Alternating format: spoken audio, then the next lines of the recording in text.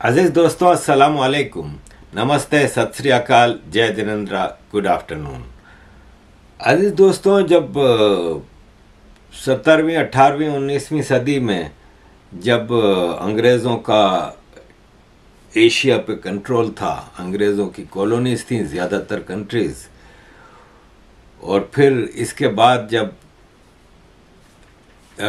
पिछली सेंचुरी में डीकोलोनाइजेशन शुरू हुई तो अंग्रेज़ों की कुछ डिज़ाइंस थी, और अंग्रेज़ों में मैं शामिल करूँगा ख़ास तौर पे सेकेंड वर्ल्ड वॉर के बाद यूरोप जो पहले डिवाइडेड होता था वो एक हो गया, साथ में अमेरिका, और जिसको आज वेस्ट कहा जाता है, वो वेस्ट ने मिल के कुछ डिज़ाइनिंग की थी। और उसके तहत जो इंग्लैंड और अमेरिका के जो मेन एरिया ऑफ कंसंट्रेशन थे वो दो थे। एक था मिडल ईस्ट, जहाँ पे साइंसी तरक्की हो रही थी दुनिया में, और उसमें एनर्जी रिसोर्सेज की सबसे ज़रूरत हर चीज़ में होती थी। तो इनको पता चल गया था, इनके साइंटिस्टों को, कि मिडल ईस्ट है जहाँ पे ऑयल, पेट्रोल और एनर्जी रिसोर्सेज की भरमार होगी, और दूसरा ट्रेडिंग रूट के हवाले से भी ये रीजन बड़ा इम्पोर्टेंट होगा। और जो दूसरा एरिया ऑफ कंसंट्रेशन था वो था साउथ एशिया। साउथ एशिया हम आज कहते हैं, उस वक्त वो ब्रिटिश इंडिया था, और वो एक ब्रिटिश इंडिया हुआ करता था।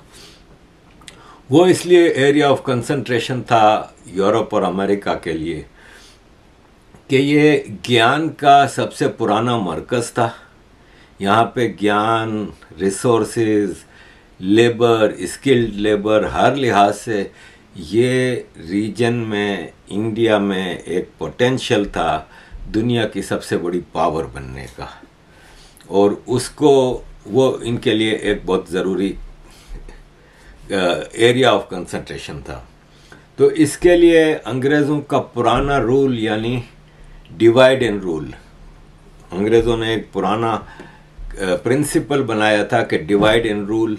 उसके तहत मिडिल ईस्ट, जो कि तकरीबन पूरा इनके कंट्रोल में था सिवाय सऊदी अरब के, जो कि इनको पता था कि यहाँ पे मक्का और मदीना है और इस पे कब्ज़ा करके हम पूरी दुनिया के मुसलमानों को अपने खिलाफ नहीं खड़ा कर सकते, और उसको उन्होंने छोड़ दिया था। लेकिन जब ऑयल रिसोर्सेज की वहाँ पे भरमार नज़र आई तो फिर वहाँ के मुख्तलिफ़ कबीलों को जमा करके एक सऊदी अरब नाम का मुल्क बना के वहाँ पे सऊदी अरब बनाया गया, और बाकी अरब कंट्रीज़ को टुकड़ों टुकड़ों में डिवाइड करके आज़ादी देनी शुरू की। वरना खिलाफत में ओटोमन एम्पायर के ज़माने में ये पूरा एक अरब इलाका था, लेकिन आस्ते आस्ते नॉर्थ अफ्रीका में इजिप्ट को, मोरक्को, ट्यूनीसिया, अल्जीरिया, लीबिया, इन सब को अलग अलग टुकड़ों टुकड़ों में आज़ादी मिली।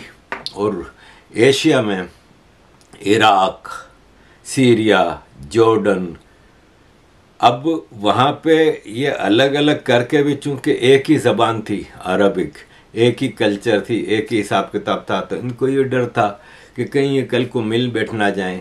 तो वहाँ पे इन्होंने एक देश बनाया इज़राइल, जो कि एक नॉन अरब देश, एक नॉन मुस्लिम देश।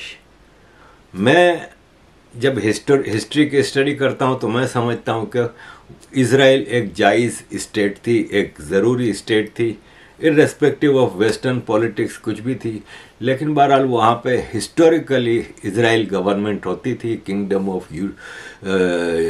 किंगडम ऑफ इज़राइल एक हकीकत है और बहुत पुरानी है, 3500 साल पुरानी ये एक सल्तनत हुआ करती थी। वहाँ पे यहूदी होते थे, और फिर मुसलमानों के कंटिन्यूअस इन्वेजन से वहाँ से यहूदियों को निकाला गया, और फिर रोमन जब आए तो रोमन ने क्रिश्चियनिटी को वहाँ पे प्रमोट किया और वहाँ पे यहूदियों को निकाला, और फिर या तो रोमन होते थे या मुसलमान होते थे, तो रोमन मीन्स क्रिश्चियन।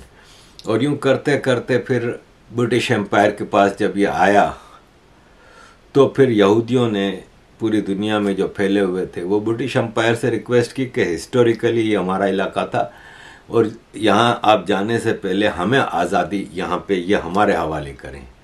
और यूं वहाँ पे एक देश बनाया गया इज़राइल, जिसकी मुखालफत सब अरबों ने की। दूसरा इलाका था ब्रिटिश इंडिया, यहाँ पे इन्होंने बर्मा को अलग किया, सिलोन को अलग किया, नेपाल, भूटान, सबको अलग अलग आज़ाद करके अब फिर भी इतना बड़ा इंडिया बच गया।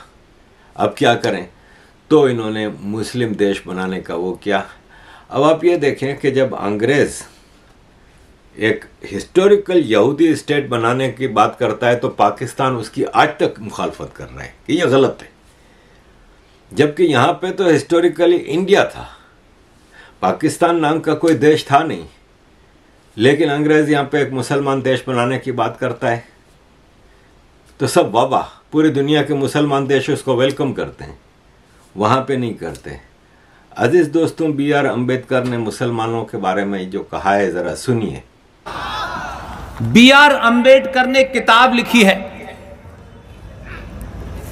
उस किताब का पेज नंबर भी बताता हूं और क्या लिखा है यह भी बताता हूं। B.R. अम्बेडकर पे तो कोई शक नहीं है कि वो हिंदूवादी थे, कोई ब्राह्मणवादी थे, कोई ठाकुरवादी थे। उस समय के दौर में सबसे ईमानदार आदमी था। बिना लाग लपेट के उसने बोला है, ये बिना लाग लपेट के। आज के बड़े बड़े हिंदू ठेकेदार जो चौराहे चौराहे मस्जिदों में जा रहे हैं, भाई हमें माफ कर दो, नुपुर से गलती हो गई है, हम तुम्हारे पैर पकड़ते हैं, तुम हमसे ये भी ले लो, ये भी ले लो, ये भी ले लो। अपनी बेटियों की शादी कर करके राष्ट्रवाद जिंदा रखे हुए हैं मुसलमानों से। उन बेईमानों के लिए कह रहा हूं मैं ये बात। अंबेडकर का नाम क्या है, उनकी जाति क्या है, मुझे इसमें कोई इंटरेस्ट नहीं है। मुझे इसमें इंटरेस्ट है सनातन को बचाने के लिए जो बातें उन्होंने कही उसको इस समाज को जानबूझ के नहीं बताया गया। जैसे आचार्य जे.बी. कृपलानी की किताब गायब हुई, ये भी किताब गायब होने के कगार पर थी कि हम पागल आ गए और ढूंढ लाए।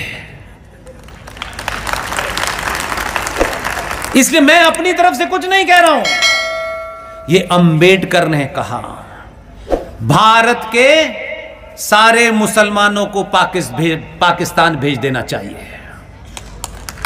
अभी ताली बजाने का बहुत मौका मिलेगा, सुन लीजिए। पेज नंबर 123, मुसलमान भारत में रहेंगे तो यहां कभी सांप्रदायिक शांति नहीं हो सकती। 125 नंबर पेज।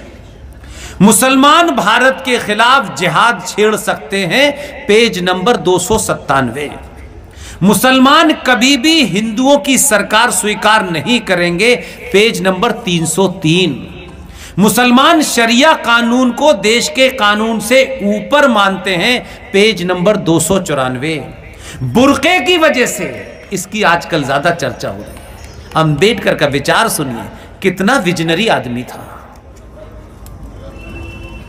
बड़े से बड़े ठेकेदार में आज भी सरकार, पुलिस ब्लैक कैट में घूम तो रहे सरकार की मेहरबानी पे, तब भी दम नहीं है बोलने का।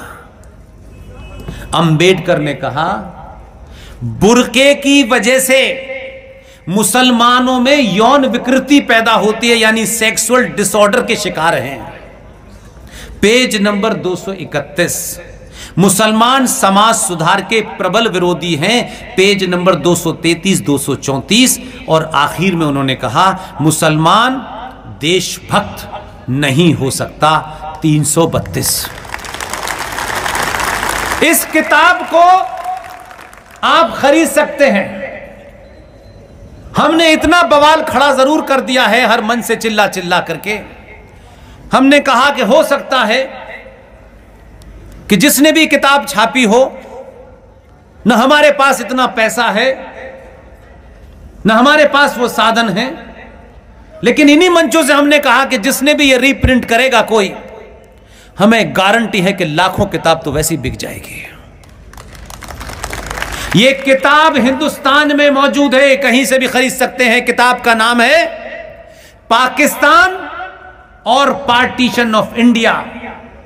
उसके पेज नंबर से ली किताब है और ये शुद्ध रूप से B.R. अंबेडकर साहब ने लिखी है, जिन्हें हम संविधान का पिता मानते हैं। तो अजीज दोस्तों, ये एक बदकिस्मती है, मुसलमान अपने गिरबान में झांकता नहीं है। वो सब कुछ अपने लिए रिजर्व समझता है और जैसे कि इनकी तालीमात हैं उस हिसाब से ही ये दुनिया में समझता है। जो कुरान कहता है, जो इस्लाम कहता है कि हर चीज़ मुसलमानों के लिए है, बाकी सब सर्वियंट हैं। या तो वो मुसलमान हो जाएं या फिर ग़ुलाम हो जाएं, तीसरा कोई रास्ता छोड़ा नहीं है। और बदकिस्मती से मेजॉरिटी ऑफ मुसलमान है ना, वो इंटेंशनली या अनइंटेंशनली इस फिलोसॉफी को, इस आइडियोलॉजी को फॉलो करता है और कुछ अपने आप को मासूम समझते हुए करते हैं। हालांकि अगर आज के दौर में जब इतना खुला डुल्ला ज्ञान पड़ा है, सोशल मीडिया और इंटरनेट के माध्यम से हर आदमी का एक्सेस है ज्ञान की तरफ, तो फिर वो मासूम नहीं हो सकता और वो अड़ियल बन के अपने नाजायज़ मुतालबों पे अड़ता रहता है, तो ये गलत है। और इसके लिए ज़रा आप पुष्पेंद्र कुलशेस्त्रा जी की ये बात सुनिए, फिर मैं आता हूं एक वेरी इंपॉर्टेंट मुद्दे की तरफ। ईमानदारी साहब की ताकत कहां चली गई, जब इसी मुल्क के बॉर्डर से लगता हुआ एक मुल्क है चीन, उसने कहा दाढ़ी आधी पजामा नीचे, अजान बंद, मस्जिद खत्म, रोजा आधा और मोहम्मद का नाम रखा तो ऊपर। कितने मक्कार मुसलमान हैं, ये जोकर नहीं जाता कभी। ये कहे हिंदुस्तान में खड़े होकर के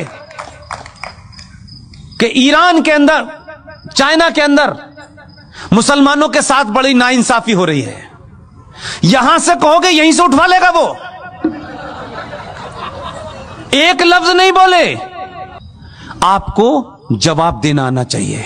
ये जो ताकतें हैं जिन्होंने इस देश में हिंदू मुस्लिम भाईचारे की आड़ में इस देश को मुसलमानों ने खोखला कर दिया। केरला बन गया, कोई मुसलमान नहीं बोला।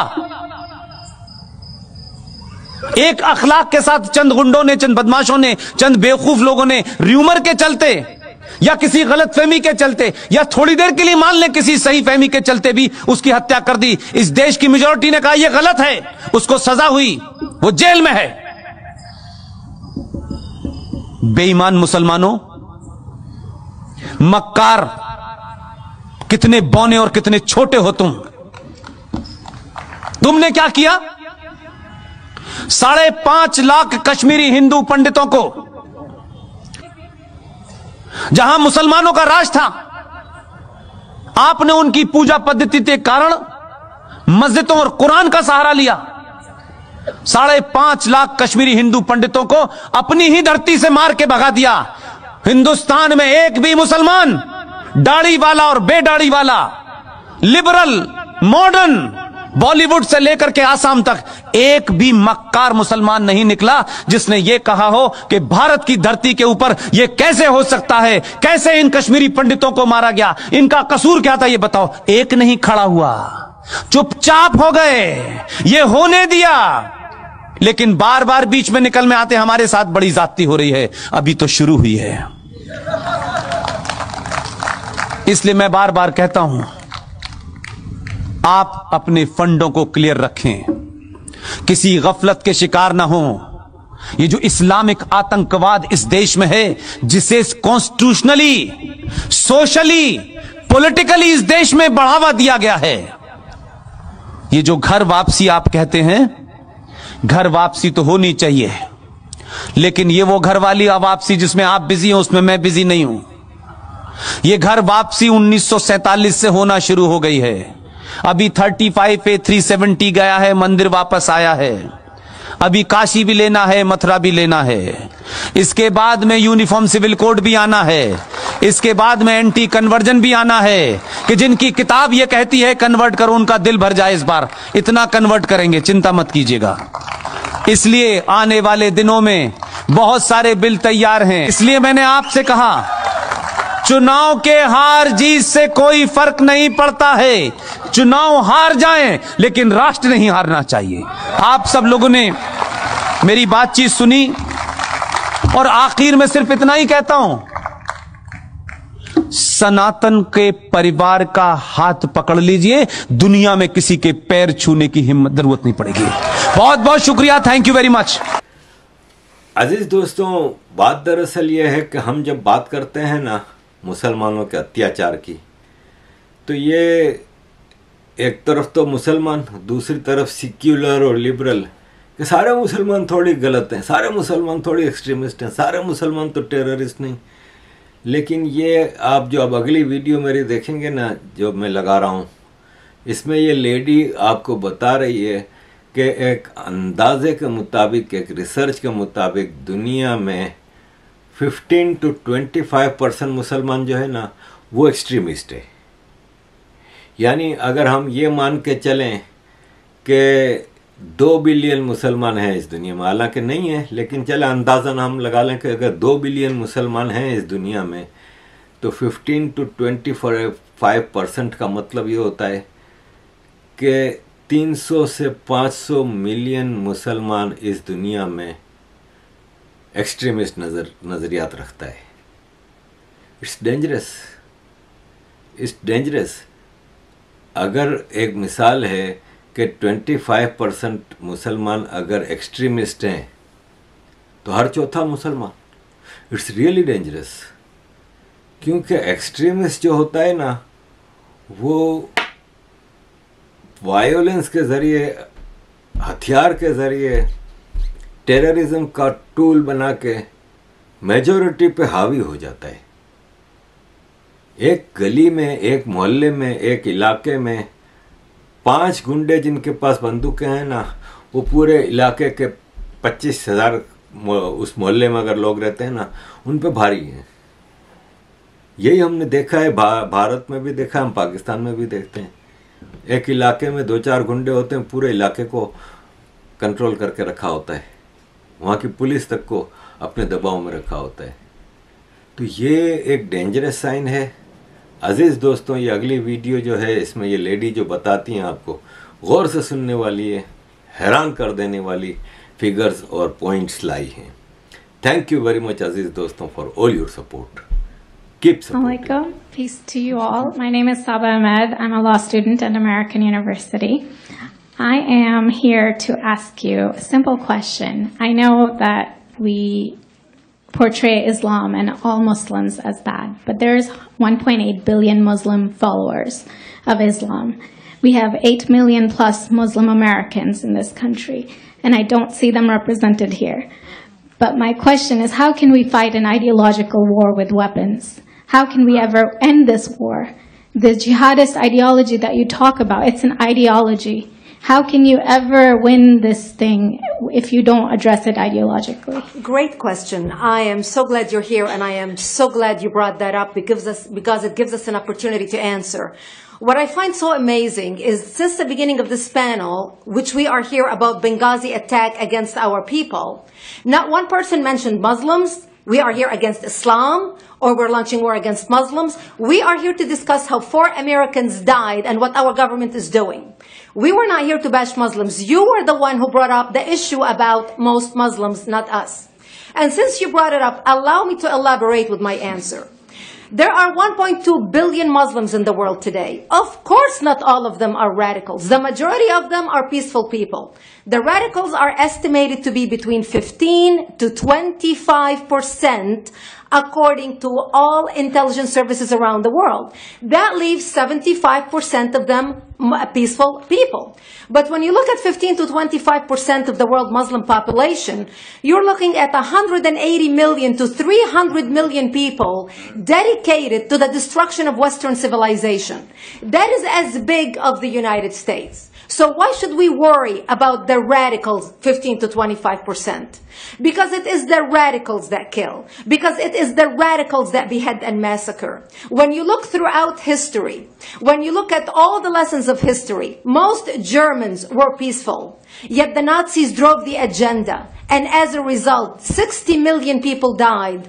Almost 14 million in concentration camps. 6 million were Jews. The peaceful majority were irrelevant. When you look at Russia, most Russians were peaceful as well. Yet the Russians were able to kill 20 million people. The peaceful majority were irrelevant. When you look at China, for example, most Chinese were peaceful as well. Yet the Chinese were able to kill 70 million people. The peaceful majority were irrelevant. When you look at Japan prior to World War II, most Japanese were peaceful as well. Yet Japan was able to butcher its way across Southeast Asia, killing 12 million people, mostly killed with bayonets and shovels. The peaceful majority were irrelevant.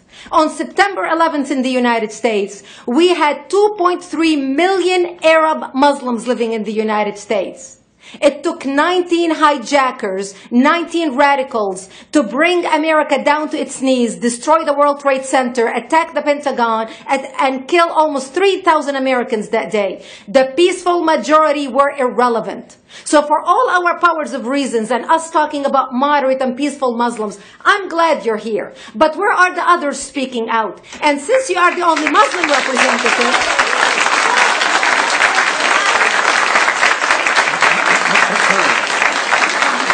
save the applause till the end.